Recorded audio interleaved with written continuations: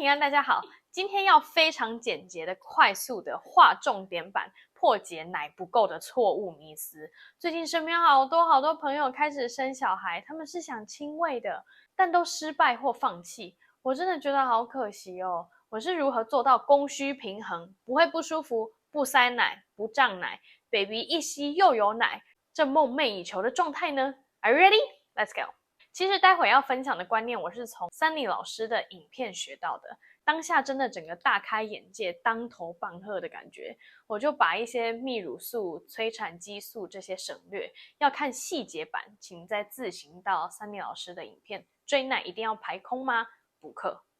简单说一句，只要妈妈大脑是正常运作的状况下，基本上就完全不应该有奶不够的自我怀疑。哈，真的假的？什么意思？经过我个人实际经验，认真感叹大脑跟整套泌乳机制的运作，真的比你想的还要聪明有智慧。你们可能现在想说我是奶量很够的那种，所以才讲这种话。没有，我初乳很少，甚至一开始我都怀疑我到底有没有奶的程度。根据泌乳顾问的资讯是，怀孕后期最后几周就已经会有初乳了。那个时候我洗澡观察，完全没有迹象，也没有很明显的胀奶，大概怀孕中期有些微胀奶出现，就这样没有了。到生完 baby 当天开始，泌乳师殷勤来提醒我让 baby 含乳嘛。这段细节我在亲喂多久那支影片有讲到，想知道的就去补一下，这里就不重复了。住院那几天，我自己觉得我是没什么奶的，因为泌乳师帮我手挤的时候，只有很一点点白白乳汁在乳头上，没有到整滴可以滴下来的程度。出院回到家，我的乳头已经受伤，需要恢复。刚好 baby 有些黄疸状况，医院有给水奶，要我们喂 baby， 所以产后第3到5天，我是用电动挤奶器挤奶，避免乳头因为含乳伤口好不了。按照泌乳顾问的说法呢，一般是产后4到5天就会胀奶，也就是奶就会下来了。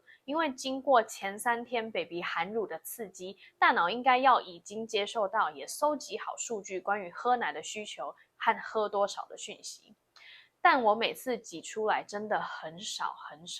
大概5ml吧，两边倒一起大概10ml。所以尽管我已经看了Sunny老师的影片，有了我不会奶不够的概念了，仍然自我怀疑，因为在我眼前的量就真的很少。我当下唯一的希望就是等 baby 亲自含乳上来，因为泌乳师有说，电动挤奶器和 baby 自己含乳给大脑带来的刺激是差别很大的。最好的仍然是 baby 亲自含乳，不管是 baby 的唾液、刺激或者是吸力，都是挤奶器无法取代的。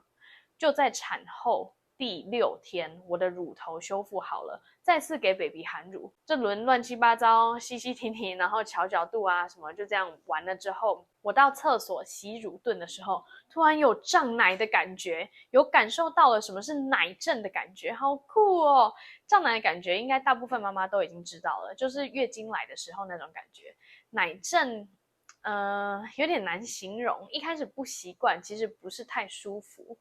会有一点点小刺痛，会有奶在身体里从上面这样滑下来的感觉，每条乳腺都被充满那样。一方面觉得这真的是太神奇的体验，一方面我又很兴奋，我的奶终于下来了，大脑终于接收到足够刺激和资讯了。从这天开始，全母乳亲喂正式启动，电动挤奶器收回盒子里。到现在4个多月了，尽管过程中会有调整2小时喂或3小时喂的时候，但我发现我的大脑都能在隔天或是2天内调整到新的作息表，真的太厉害了。而且身体是很准时的，2小时喂一次的时期，大脑就会在每2小时左右奶阵来；3小时喂一次的时期，大脑也会准时让奶阵来。一看时间，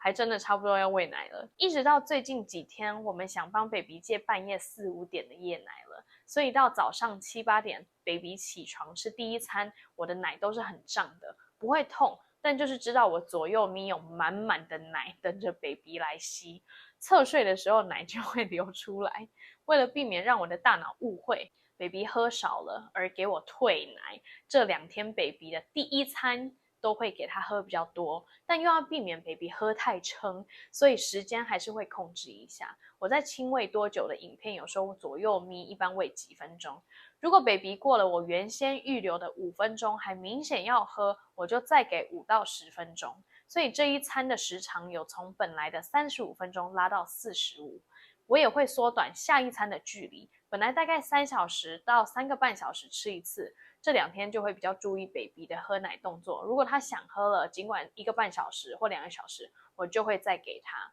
也是要让大脑知道需求没有减少哦，只是时间变了而已。前面2、3餐追起来之后，下午 baby 自动就会回到以前3小时、3个半小时左右的喂奶时间点了。这几天除了半夜4、5点没喂，所以到第1餐之前这段有胀奶之外，消耗的奶量给 baby 追起来之后，双咪都跟以前一样是软的、舒服的状态。全母乳最美好的状态就是供需平衡，不要因为怕不够就一直挤出来，这样反而容易造成塞奶和乳腺炎。为什么？因为大脑误会它供不应求了，以为你挤出来的就是 baby 喝掉的量，他不知道你挤出来是放冰箱，然后他就会一直做更多奶，努力去因应需求，你就会变成不挤不行，形成一个恶性循环。最糟的状况就是你不挤就立马塞奶，一塞奶就非常迅速容易请出大魔王乳腺炎。